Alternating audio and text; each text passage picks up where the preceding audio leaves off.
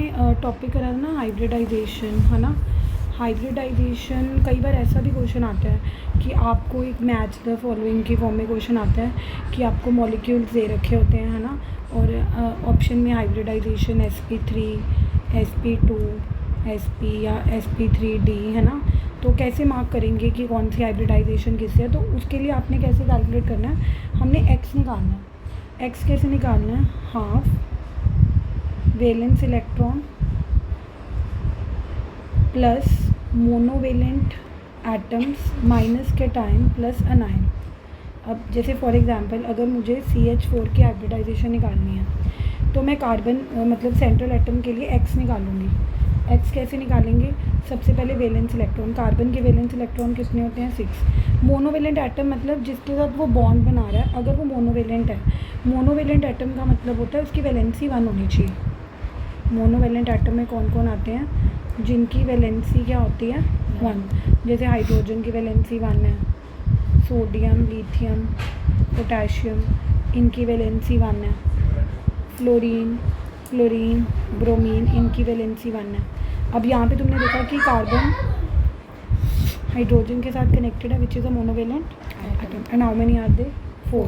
तो हम यहाँ पे 4 करेंगे, कैटायन तो है नहीं, there no negative positive charge not negative charge, तो हमारे पास 10/2।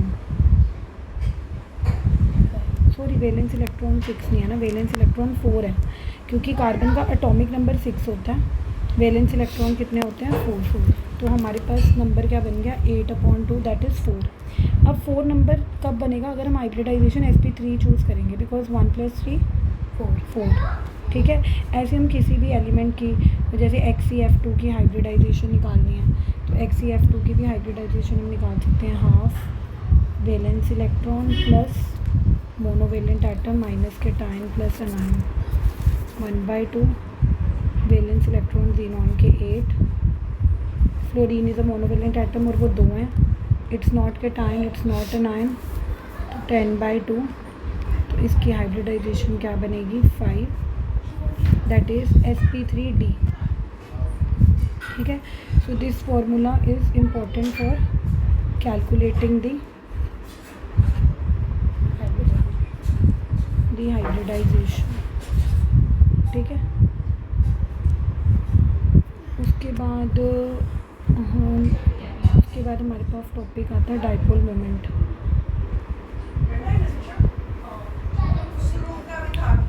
अब डाइपोल मोमेंट से हमें पोलैरिटी का पता लगता है।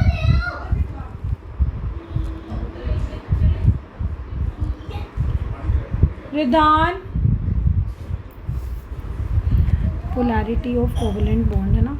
अब पोलैरिटी ऑफ कोवेलेंट बॉन्ड को मेजर करने के लिए 2 तरह के बॉन्ड होते हैं, एक होते हैं पोलर, जैसे HCl पोलर बॉन्ड क्यों है, क्योंकि क्लोरीन के ऊपर कौन सा चार्ज है नेगेटिव, और हाइड्रोजन के ऊपर कौन सा चार्ज है पॉजिटिव। लेकिन अगर मैं H और H के बीच में बॉन्ड करूँगी तो there is no positive no negative, तो ये हमारे पास कैसा बॉन्ड है,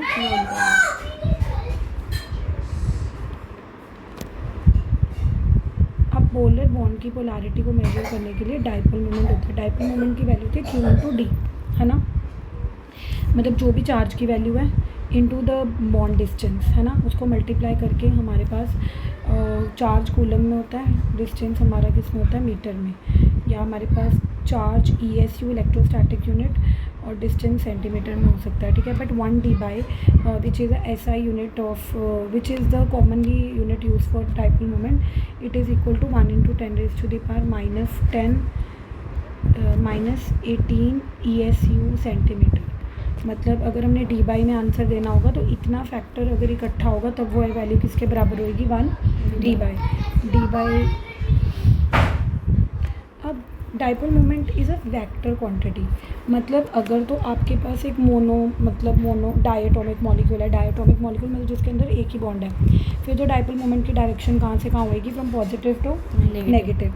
लेकिन अगर हमारे पास जैसे कोई पॉलीएटॉमिक मॉलिक्यूल है, जैसे CH4 हो गया, अब CH4 के 4 बॉन्ड हैं, 1 2 3 4। अब अगर आप इंडिविजुअली देखोगे तो कार्बन और हाइड्रोजन में पॉजिटिव टू नेगेटिव, यहाँ पे डाइपोल मोमेंट होगा, ये पॉजिटिव टू नेगेटिव यहाँ पे डाइपोल, मतलब हर बॉन्ड डाइपोल मोमेंट होएगी पॉजिटिव टू नेगेटिव। लेकिन अगर हम ओवरऑल देखेंगे तो इसकी डाइपोल मोमेंट ज़ीरो हो जाएगी, क्योंकि इन तीनों की रिजल्टेंट ऊपर वाली डायरेक्शन में होगी और इसकी हमारी किसकी डायरेक्शन में, डाउनवर्ड। तो ये एक दूसरे को क्या कर देगी, कैंसिल। तो बहुत बार ऐसा होता है कि मॉलिक्यूल पॉलीएटॉमिक होता है, और पॉलीएटॉमिक मॉलिक्यूल में अगर हम इंडिविजुअल बॉन्ड देखेंगे तो उनमें पोलैरिटी होगी, है ना, लेकिन उसकी जो ओवरऑल डाइपोल मोमेंट होगी वो क्या आएगी, ज़ीरो। ठीक है, जैसे ये बहुत फेमस क्वेश्चन आता है कि NF3 और NH3 का कंपैरिजन। अब अगर हम NF3 और NH3 का कंपैरिजन देखें, NF3 में फ्लोरीन है which is the most electronegative element, तो उस हिसाब से इसको ज़्यादा पोलर होना चाहिए था ओवरऑल। लेकिन जब ये एक्सेप्शन निकली या जो ऑब्जर्वेशन निकली उसमें अमोनिया ज़्यादा हेलो, वो अंदर खेल रहा है, मेरी ना क्लास चल रही है नीट वाली। नहीं सीधा भी रात को ही चलेंगे। हाँ ठीक है, एक्सेप्शन क्या, अमोनिया को निकला। अब इसमें भी वही पहले स्ट्रक्चर बनाओ। हमें पता है कि अमोनिया में और NF3 में दोनों में 2-3 बॉन्ड पेयर होते हैं और एक क्या होता है, लोन पेयर। ऐसे ही NH3 में भी। अब अगर हम यहाँ पे डाइपोल मोमेंट मार्क करें तो फ्लोरीन इज़ इलेक्ट्रोनेगेटिव, तो उसके कंपैरिजन में नाइट्रोजन क्या हुआ, इलेक्ट्रो पॉजिटिव। तो हमारी dipole moment positive to negative होगी, पॉजिटिव टू नेगेटिव। बट इसमें हाइड्रोजन पॉजिटिव होगा, वहाँ पे तो फ्लोरीन नेगेटिव था ना, तो नाइट्रोजन उसके कंपैरिजन में पॉजिटिव हो गया, लेकिन H के सामने तो नाइट्रोजन नेगेटिव होगा। तो इसमें अगर हम डाइपोल मोमेंट की डायरेक्शन देखेंगे पॉजिटिव टू नेगेटिव, अपवर्ड। अब नाइट्रोजन और लोन पेयर की भी अपवर्ड होगी, क्योंकि डाइपोल मोमेंट की डायरेक्शन पॉजिटिव टू नेगेटिव होती है। इलेक्ट्रॉन से ज़्यादा नेगेटिव तो कोई कुछ हो ही नहीं सकता। तो अगर तुम नाइट्रोजन और इलेक्ट्रॉन के पेयर में भी डाइपोल मोमेंट की डायरेक्शन देखोगे वो भी क्या होगी, पॉजिटिव टूवर्ड्स लोन पेयर। हाँ, तो अब तुमने इसको अगर एनालाइज करोगे तो NF3 में 3 डाइपोल मोमेंट डाउनवर्ड जा रही हैं, 3 डाइपोल मोमेंट कहाँ जा रही हैं, डाउनवर्ड, और एक डाइपोल मोमेंट क्या जा रही है, अपवर्ड। अगर ये पूरी तरह से कैंसिल ना भी हो तो सब्ट्रैक्ट ही होगी ना। लेकिन NH3 में क्या है, तीनों NH की भी अपवर्ड डायरेक्शन में जाएगी और नाइट्रोजन और लोन पेयर की भी कहाँ जाएगी, अपवर्ड, तो वो ऐड ऑन हो जाएगी। तो NH3 क्या होगा, हाँ। तो जब भी हमें पोलैरिटी के ऊपर क्वेश्चन आएगा तो हमें डायरेक्शंस देखनी पड़ेंगी कि डायरेक्शंस ऑफ डाइपोल मोमेंट किस तरफ जा रही हैं, अपवर्ड डायरेक्शन में जा रही हैं या किस डायरेक्शन में जा रही हैं, डाउनवर्ड। अगर सारी अपवर्ड जा रही हैं तो वो प्लस होती रहेंगी, अगर अपवर्ड और डाउनवर्ड दोनों जा रही हैं तो वो नेगेटिव कैंसिल हो जाएंगी। तो उस हिसाब से आप चेक कर लोगे कि किसकी डाइपोल मोमेंट ज़्यादा होगी, किसकी डाइपोल मोमेंट कम होगी। ठीक है, ये तो एक इम्पॉर्टेंट केस है NH3 और NF3 का। उसके बाद हमारे पास रेजोनेंस पे, लेकिन आई डोंट थिंक कि ऐसे कोई क्वेश्चन तुमने देखे थे जो मैंने भेजी हुई है। हाँ जी, मेरे पता रेजोनेंस मैग्नेटिक इलेक्ट्रॉन, पहले MOT देख लेते हैं क्योंकि MOT ज़्यादा इम्पोर्टेंट है। मॉलिक्यूलर ऑर्बिटल थ्योरी है ना, मॉलिक्यूलर ऑर्बिटल थ्योरी जो इस चैप्टर का मतलब मेन टॉपिक है कि जब भी हमारे पास कोई भी मॉलिक्यूल बनता है N2, O2, F2, Be2, H2, तो क्या वो मॉलिक्यूल बनेगा या नहीं बनेगा, वो उसके बॉन्ड ऑर्डर से डिसाइड करते थे। किससे डिसाइड करते थे, बॉन्ड ऑर्डर का फॉर्मूला क्या होता था, half number of bonding orbitals minus number of anti bonding orbital. अगर इसकी वैल्यू 0 आ गई है ना तो मॉलिक्यूल इज़ नॉट फॉर्म्ड। लेकिन अगर इसकी वैल्यू हमारे पास पॉजिटिव आ रही है ना, और पॉजिटिव में भी मान लो अगर किसी मॉलिक्यूल का बॉन्ड ऑर्डर 3 आ रहा है और किसी का बॉन्ड ऑर्डर 2 आ रहा है और किसी का बॉन्ड ऑर्डर 1 आ रहा है, तो जो मॉलिक्यूल का बॉन्ड ऑर्डर 3 आ रहा है वो मोस्ट स्टेबल होगा, है ना, जिसका बॉन्ड ऑर्डर 2 आ रहा है वो लेस स्टेबल होगा और जिसका बॉन्ड ऑर्डर 1 आ रहा है वो लीस्ट स्टेबल होगा। मतलब इससे ये कंक्लूजन निकलता है, more the bond order more is the stability, more the bond order more is the stability. जैसे बहुत बार क्वेश्चन आता है कि हमें कंपैरिजन दे दिया जाता है कि आपने कंपेयर करना है N2 पॉजिटिव और N2 नेगेटिव, ठीक है। अब आपने तीनों का बॉन्ड ऑर्डर निकालना है, तभी आपको पता लगेगा कि ऑर्डर ऑफ स्टेबिलिटी क्या है। जिसका बॉन्ड ऑर्डर सबसे ज़्यादा होगा वो सबसे ज़्यादा स्टेबल होगा, जिसका बॉन्ड ऑर्डर कम होगा वो कम, है ना। तो उसके लिए आपको मॉलिक्यूलर ऑर्बिटल थ्योरी याद है कि हम पहले 1s और 1s को भरते थे, सिग्मा 1s, और ये ऊपर जाके क्या बनाता है, सिग्मा स्टार 1s। मतलब अगर आप डायग्राम ना भी बनाओ, आपको ये पता होना चाहिए कि फिलिंग किसकी होती है। मैं सीधा पहले वही फिलिंग ही बता देती हूँ। पहले N2 के केस में क्या भरा जाता है, सिग्मा 1s, फिर सिग्मा स्टार 1s, फिर सिग्मा 2s, फिर सिग्मा स्टार 2s, फिर 2p आता है। 2p में पहले भरा जाता है पाई 2px, पाई 2py, फिर सिग्मा 2pz, फिर ऐसे ही pi star 2px, pi star 2py, फिर सिग्मा स्टार 2pz। अब मैं भर के दिखाती हूँ। अगर मैं N2 में भरूँ, है ना, N2 में एक नाइट्रोजन में कितने इलेक्ट्रॉन होते हैं, 7। तो 2 नाइट्रोजन में कितने होते हैं, 14। तो तुमने शुरू करना है, पहले तुमने 2 सिग्मा 1s में दिए, ठीक है, 2 हो गए, 14 में से फिर 2 इधर दिए, 2 2, है ना, इनको तो 2 2 ही दे सकते हैं। तो 2 4 5 6 8 हो गए, कितने बच गए, 6 में। अब पाई 2px पाई 2py दोनों की एनर्जी बराबर है, तो इनको पहले दोनों को बराबर बांटो। बट 6 में अगर तुम दोनों को 2 2 भी दे दोगे, अभी भी बच रहे हैं मतलब अगर बाई चांस 2 ही रह जाते, फिर दोनों को 1 1 देते। ऐसे नहीं कि 2 इधर दे दिए, इसको 0 दे दिए। इक्वल का मतलब होता है कि अगर तुम्हारे पास इतने इलेक्ट्रॉन है कि दोनों को एक एक मिल रहा है, तो आपको दोनों को एक एक ही देना पड़ेगा, आप दोनों को 2 नहीं दे सकते, है ना। अब कितने हो गए, 2 4 5 6 7 8 9 10 11 12, 2 बच के 2 इधर चले, यानी कि इनको भरने की ज़रूरत ही नहीं है, तो ये हट जाएगा, ठीक है। तो अब हमने भरने इलेक्ट्रॉनिक कॉन्फ़िगरेशन लिख ली। ये क्या है, इलेक्ट्रॉनिक अब इलेक्ट्रॉनिक कॉन्फ़िगरेशन लिखने के बाद हमने बॉन्ड ऑर्डर निकालना है। अब बॉन्ड ऑर्डर का फॉर्मूला क्या था, 1/2 number of bonding minus number of anti bonding. Bonding वाले कौन से होते हैं, जो स्टार वाले नहीं हैं, जो स्टार वाले नहीं हैं, 2 4 ये सारे ही स्टार वाले नहीं हैं, तो 6। तो हमारे पास नंबर ऑफ़ बॉन्डिंग ऑर्बिटल्स कितने आ गए, 10। और एंटी बॉन्डिंग वाले कौन से हैं, स्टार वाले, स्टार है, इस पर भी स्टार है, 4 ही हैं। तो हमारे पास बॉन्ड ऑर्डर 6/2 आ गया, यानी कि 3, ठीक है। अब N2 का तुमने निकाल लिया। अब N2 पॉजिटिव और N2 नेगेटिव का निकालने के लिए आपने दोबारा इलेक्ट्रॉनिक कॉन्फ़िगरेशन नहीं लिखनी, इसी में अमेंडमेंट करते हैं, ठीक है। इसमें अमेंडमेंट कैसे करेंगे, जैसे आपने N2 पॉजिटिव की निकालनी है, तो पॉजिटिव मतलब इसने एक इलेक्ट्रॉन लूज़ ही करा होगा, तो यहाँ पे आप एक इलेक्ट्रॉन कम कर दो। अब जो आप इलेक्ट्रॉन कम कर रहे हो वो बॉन्डिंग से कम कर रहे हो, यानी कि जब आप बॉन्ड ऑर्डर निकालोगे तो बॉन्डिंग वाले इलेक्ट्रॉन कम हो रहे हैं, एंटी बॉन्डिंग पे कोई फ़र्क नहीं पड़ रहा। तो आपके पास बॉन्ड ऑर्डर 5/2 यानी कि कितना आ गया, 2.5। अगर आप N2 नेगेटिव का करोगे, बॉन्ड ऑर्डर निकालोगे, तो N2 नेगेटिव में जितने ऑलरेडी थे एक और डालना है। अब जब तुमने एक और डालना है, सिग्मा 2pz तो पूरा भर चुका है, इसके बाद पाई स्टार की बारी आनी थी। पाई स्टार में जब तुम डालोगे तो एंटी बॉन्डिंग में तुमने बढ़ा दिए, यानी कि अगर एंटी बॉन्डिंग में 10 थे तो एंटी बॉन्डिंग में कितने हो गए, 11। और सॉरी बॉन्डिंग 10 ही रह गए, और एंटी बॉन्डिंग में 4 से कितने हो गए, 5। तो बॉन्ड ऑर्डर इसका भी कम हो गया। देखो ये कोई कंक्लूजन नहीं है जनरल कि इलेक्ट्रॉन बढ़ने से भी बॉन्ड ऑर्डर कम होगा, इलेक्ट्रॉन कम होने से भी बॉन्ड ऑर्डर का, ऐसा कोई जनरल नहीं है। But yes, in N2 it is happening कि जब हम इलेक्ट्रॉन लूज़ कर रहे हैं तब भी बॉन्ड ऑर्डर 3 से कितना आ रहा है, 2.5, और जब बढ़ा रहे हैं तब भी कितना आ रहा है, 2.5। So both of them, N2 positive and N2 negative are equally stable, but they are less than N2। तो सबसे ज़्यादा बॉन्ड ऑर्डर किसका आ रहा है, N2 का, तो ये मोस्ट स्टेबल हो गया। ऐसे ही आपको ये जो पैटर्न आपने फॉलो करना है, ये वाला जो पैटर्न फॉलो करना है, ये सारे एलिमेंट्स के लिए फॉलो करना है, N2, लिथियम 2, बेरिलियम 2। लेकिन अगर आपको MOT का क्वेश्चन आ गया O2 या F2 के लिए, तो आपने जब इलेक्ट्रॉनिक कॉन्फ़िगरेशन फिल करनी है तो क्या फॉलो करना है, sigma 1s, sigma star 1s, sigma 2s, sigma star 2s।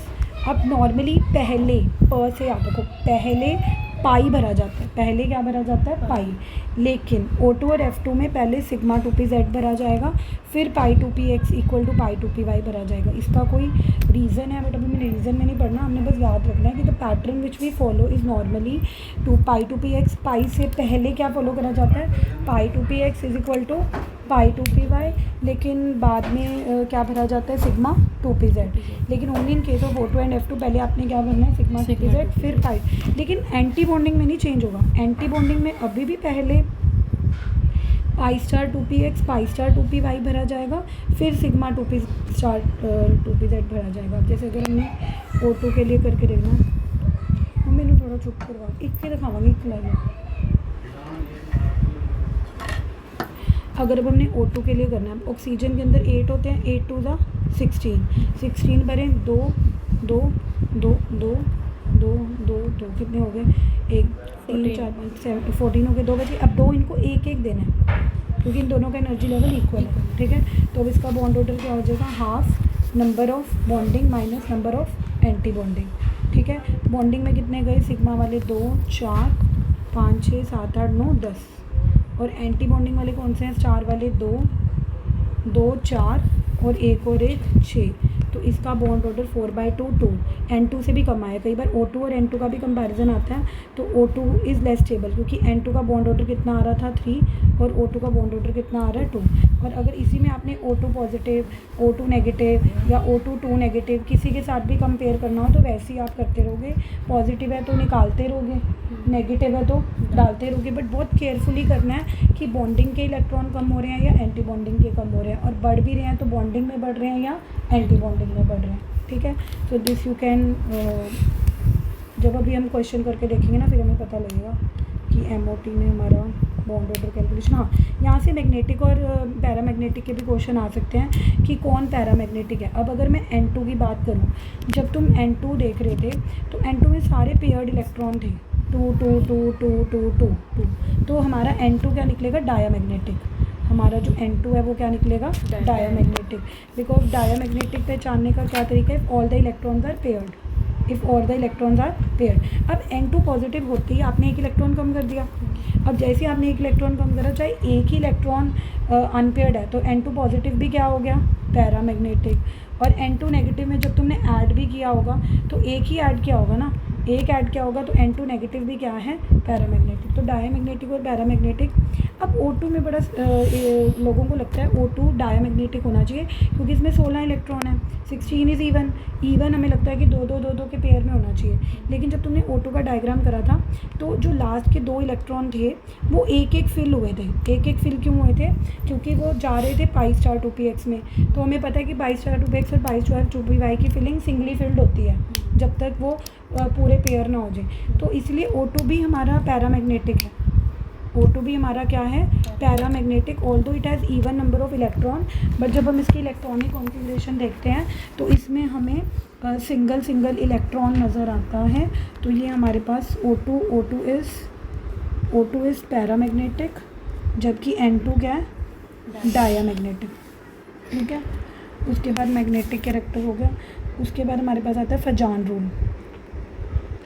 Fazan rule simple ये बोलता था कि कोई भी आयनिक बॉन्ड प्योरली आयनिक नहीं होता। अब जैसे तुम्हें लगता है कि Na पॉजिटिव और Cl नेगेटिव है, ये तो आयनिक बॉन्ड है, ये तो आयनिक बॉन्ड है क्योंकि ये कैटायन है और ये क्या है, अनायन। लेकिन फजान ने कहा था कि क्या होता है कि कैटायन बड़ा चालाक होता है ना।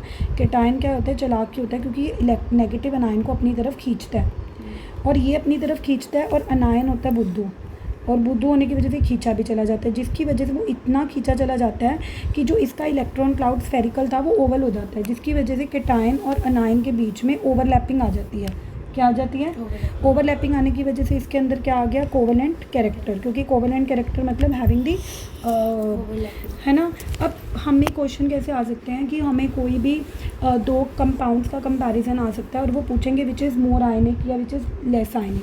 पहले तो ये समझो, जितना ज़्यादा डिस्टोर्शन होएगी, जितनी ज़्यादा डिस्टोर्शन होएगी उतना आयनिक कैरेक्टर कम होगा, कोवेलेंट कैरेक्टर बढ़ेगा, है ना। मोर द डिस्टोर्शन, अब लोगों को लग रहा है डिस्टोर्शन ज़्यादा हो रही है तो आयनिक कैरेक्टर नहीं बढ़ रहा, मोर इज़ द कोवेलेंट कैरेक्टर। तो पहले तो ये समझना कि कोवेलेंट कैरेक्टर पूछा है या आयनिक कैरेक्टर पूछा है। अगर तो कोवेलेंट कैरेक्टर पूछा है, फिर आपने देखना है कि डिस्टोर्शन किस में ज़्यादा हो रही है।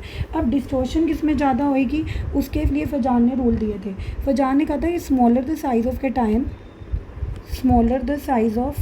Cation more is its power to distort, more is its power to distort the electron cloud of anion। इससे हम ये समझते हैं कि अगर हमें NaCl और LiCl को कंपैरिजन करना हो तो किसकी डिस्टॉर्शन की पावर ज़्यादा होएगी? Li की। क्यों?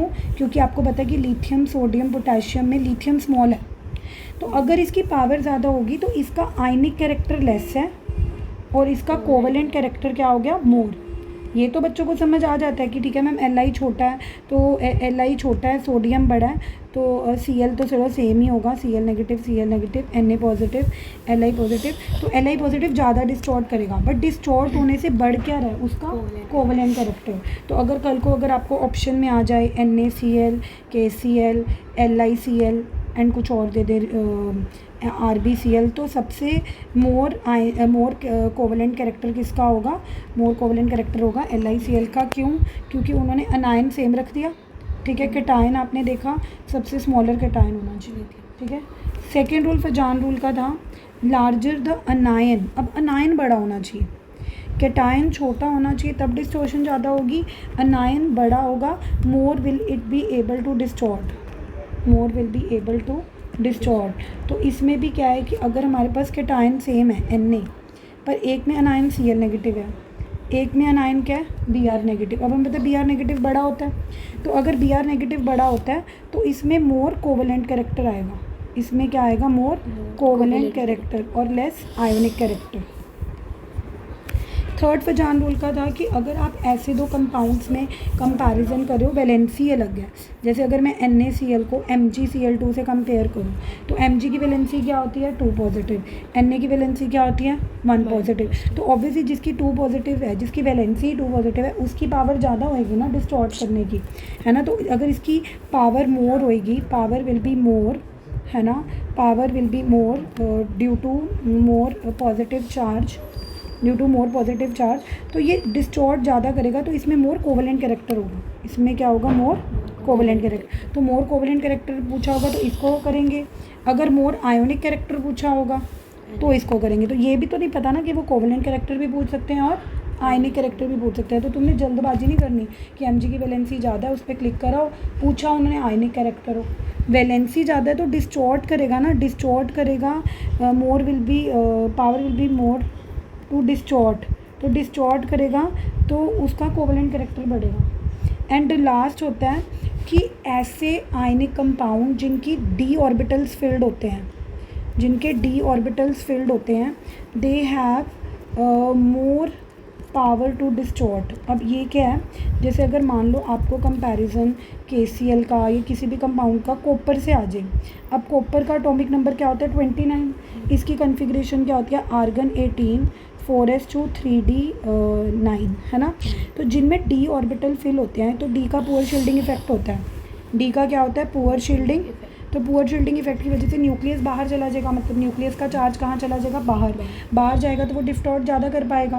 तो ये भी देखा गया है कि जिन एलिमेंट्स की d ऑर्बिटल्स की कॉन्फ़िगरेशन फील्ड होती है, they also do more distortion, they also do, so if they will do more distortion तो उनका भी कोवलेंट कैरेक्टर क्या होगा? ज़्यादा। और इसका इंटरनल रीज़न क्या है कि d ऑर्बिटल होने से उनका कोवलेंट कैरेक्टर या डिस्टॉर्शन क्यों बढ़ रही है? क्योंकि d ऑर्बिटल्स का क्या होता है? Poor shielding effect.